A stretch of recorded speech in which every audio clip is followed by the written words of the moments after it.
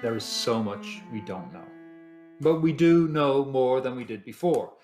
We 100 years ago, we knew about, for example, the playwright Menander, but we didn't have any of his plays. Now we have between 14 and 18 of them, found from our archaeological research. From our archaeological research, we've discovered more and more stuff. And there's a degree of stuff that we do know. For example, we feel like we know that Thespis invented the idea of the actor in 525 or maybe 531 or some way along there. We know so much, but there's so much we don't know. We also believe that Aeschylus gave us the second actor, or at least Aristotle tells us that Aeschylus gave us the idea of the second actor.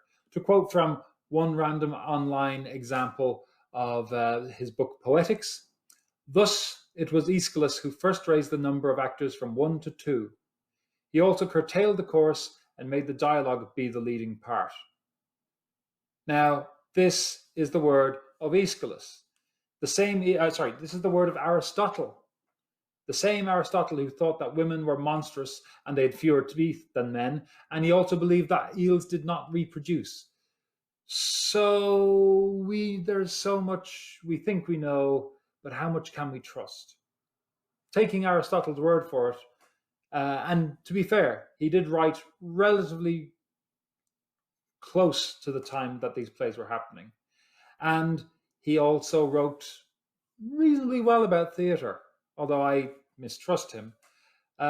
He maintained that Thespis created the first actor, the protagonist, the person who enters stage center, the person who has a dialogue with the chorus, if you could call it that, or more rather recites back and forth, declaims back and forth to the chorus.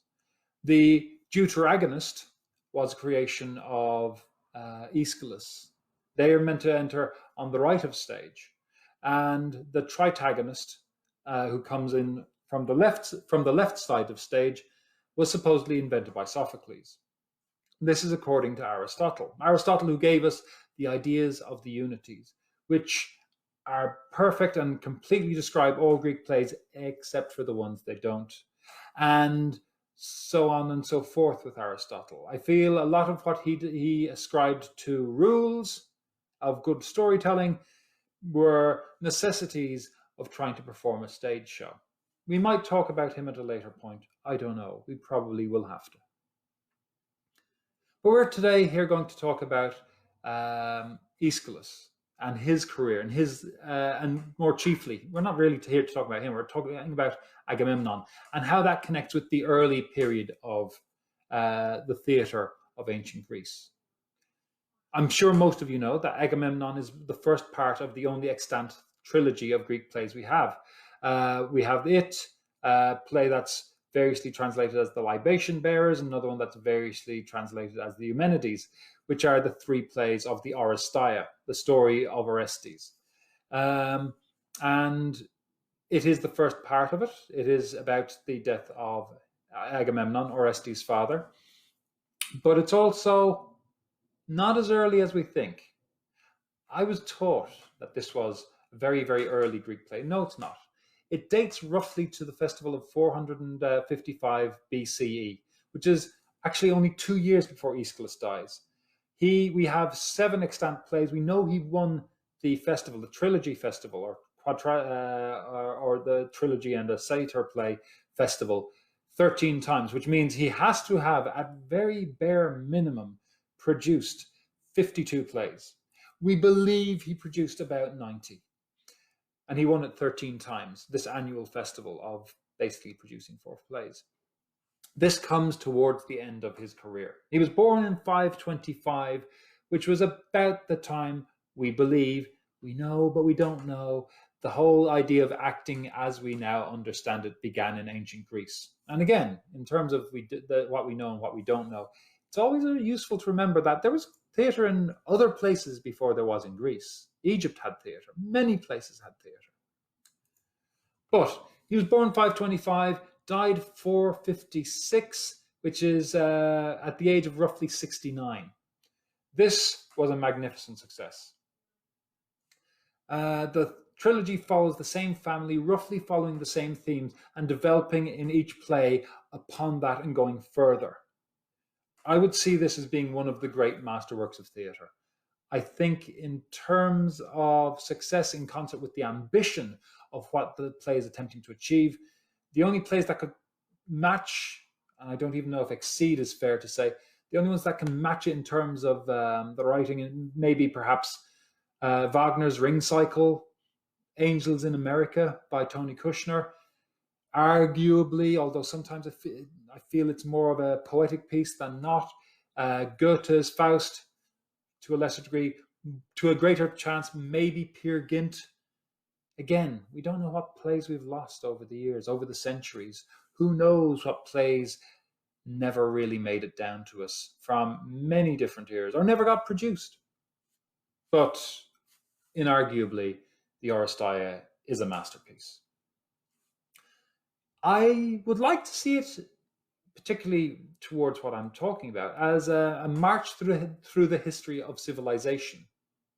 If you will, Agamemnon, which is much older in style in some of the elements of performance, it is practically an exploration of an animal side to humanity. We do have the chorus there constantly being a more rational, more reasoned kind of voice, but also a fearful one.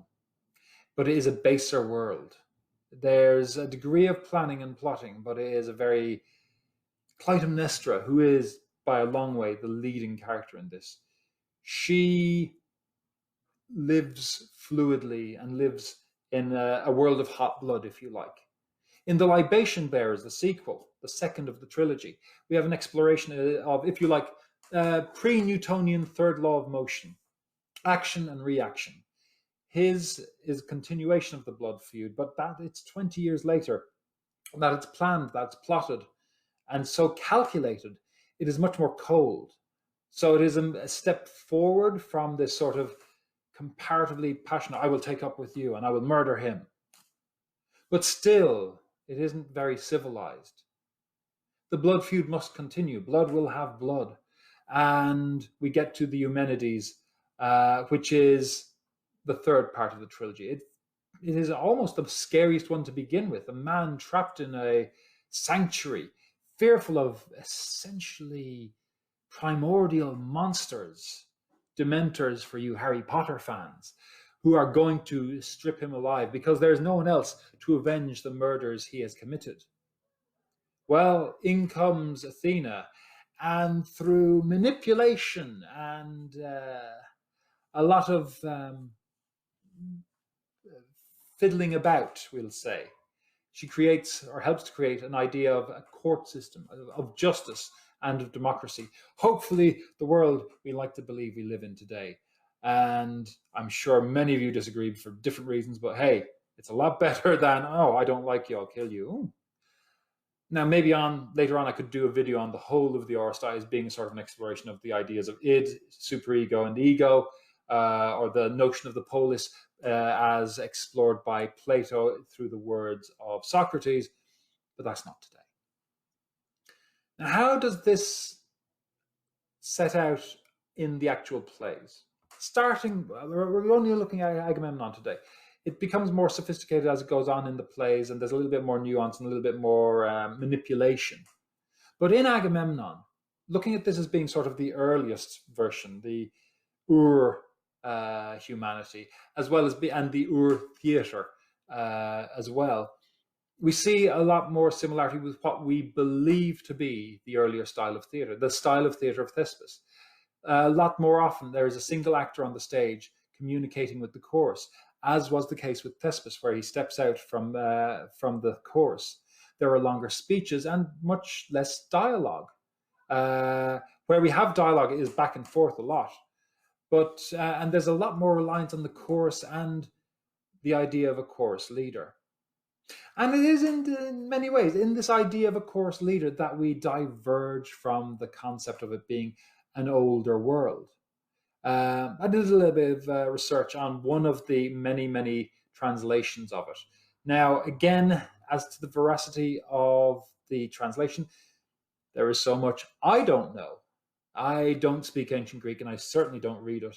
So how accurate this translation is up for grabs. But I worked out roughly by lines, and we can see that there's a lot more sophistication in its operation. Certainly, the first three periods of the play where you have an actor on stage, the prologue and the first two passages between the strophes, it is generally one actor speaking and not a lot of dialogue. In the, if you will, third part of it, where it is Clytemnestra and the herald.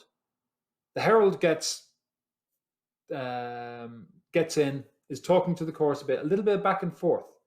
I would hypothesize that the herald and the watchman are both really a chorus leader rather than an actor per se. But the herald doesn't really dialogue at all with Clytemnestra. Clytemnestra comes on stage, spouts 30 lines without interruption, and departs. This does feel still very like that original style of theatre as we would have experienced in the time of Thespis and later. Certainly, the prologue, where the watchman comes on, there's nobody on before him. He gets 39 lines straight. And then we go into 150 lines of the chorus with their 62 as a group, and then their strophes and anti-strophes moving back and forth. Goes on for, I don't know, about 150 lines, something like that. Again, this is estimates of lines. When we get to the third scene proper, if you like, the third act, if we count the herald as the prologue, it gets very, very fluid. We get a good spout from the chorus, then we get a long old speech from Agamemnon, which is outdone by 12 lines by Clytemnestra, immediately making it clear who is the significant character here. We then go into a degree of dialogue where they speak back and forth to each other, two actors on the stage. At this point, by the fourth time we have actors on stage, we have gotten into the sophistication of dialogue. Now, arguably, we are in the tritagonist situation here because Cassandra is also on stage. However, Cassandra says nothing. And Cassandra, who's on stage again when it gets to the fourth of the fourth act proper, if you like. She is silent in the fourth act, and she really only starts speaking during the strophes and the anti-strophes with the chorus at that time, which is, to be completely frank, very unusual. And I would hypothesize, and I'm sure this is not particularly revolutionary, but in my minimal research or minimal experience of the deep academia that goes into some of the Greek stuff, this suggests to me that Cassandra is most likely going to be played by the chorus leader again. Now, the chorus divides up at different points in the play, and in the final act, so to speak, it's divided into about 12 different parts, which makes sense with a chorus of 25, or 24, I should say, of 25. But as for Cassandra, she never speaks when she's on stage with anybody else, except the chorus. In the strophes, in the, fifth set of strophes, and then in the beginning of Act 5, it is simply her and the chorus proper. We get one last bit of, again, the sophistication of this play belies the idea that it feels like an early play, because we are playing with multiple actors and we are playing with multiple things. The strophes and anti-strophes traditionally, and this is just describing sort of, here's a thought and here's the complicating of it. And that sort of thought is strophe, anti-strophe is, yeah, well, it's more complicated than that. Some of these strophes, strophe movements and anti-strophe movements include the involvement of Clytemnestra and of Cassandra. Now, again, if we say that Cassandra is really just a chorus leader, that makes that initial one saying, okay, that's a little bit more elaborate, but it's really the same again. We get to that final strophe, anti-strophe movement, and we have the chorus divided up into 12, and then we have, they've been the course. Sorry, moving as one. The course moving as one, and they're discussing it with Clytemnestra, the protagonist. I would argue, arguably, in terms of an antagonist as played by the actors, it would have to be Agamemnon, as well as deuteragonist. He's also the antagonist. He appears. He's dead at this stage. We have one more person to bring back in, Aegisthus. Now, arguably, Clytemnestra will be played by the same actor throughout. Clytemnestra is on stage the whole time, and the second actor would initially, in my understanding of it, play Agamemnon in the third act, and then off stage in the fifth act, and then come back on in the epilogue as Aegisthus, which is an interesting little, again, sophistication that the same actor is playing husband and replacement. The man murders himself, so to speak. So for my book, even though I was taught, because we knew so much, but there is so much we don't know. Even though I was taught that it was produced very much like the very earliest plays, and that for the most part it was just one actor on stage the whole time, the sophistication of it is greater than, to be honest, most theatre currently. And most theatre in the in-between. I don't mean to say, oh, in Shakespeare's day, blah, blah, blah. Shakespeare has some dogs as well. But you could argue that if the trilogy explores the development of humanity and civilization, and that the trilogy as a whole echoes that evolution on stage, you get a microcosm of that here in Agamemnon. At the beginning, it is very old and very stagey and very staid. But as it goes on, as it grows along, it changes. It becomes the first step into a real understanding of modern theatre.